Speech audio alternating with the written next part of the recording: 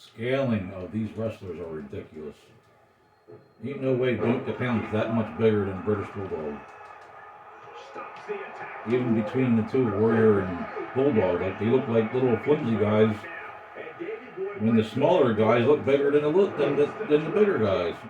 The team over there, Kevin Nash and Roman Reigns, that looks almost good, but the rest is just they got big guys looking smaller than bigger guys, and it just doesn't make sense.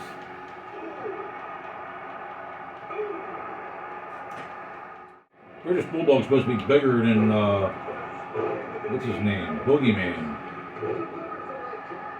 and the scaling sucks.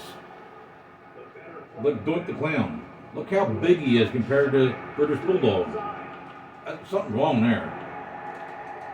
Doink the Clown is not that big. British Bulldog's a powerhouse. But I'm not surprised. Warrior and Bulldog, they might be close to that size, but they look small. I mean, they're not supposed to look that small.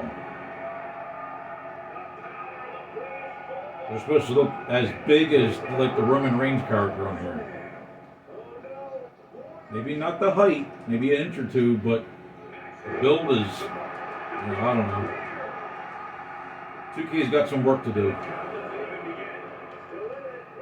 I'm not pleased with these games anymore. I'm just not pleased with them. I mean, they say they do body scans and all that stuff. I don't know, I think their system isn't that great, seems like.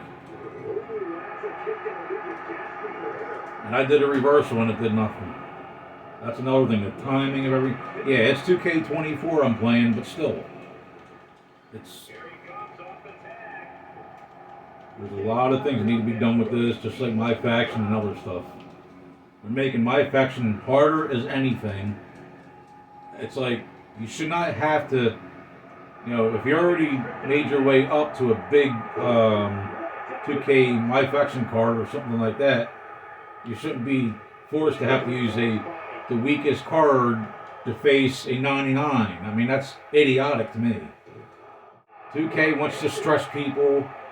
It's almost like manipulation to me. Yeah, look at that. Doink the Clown to do that to Bulldog? Yeah, right. Not in a million years.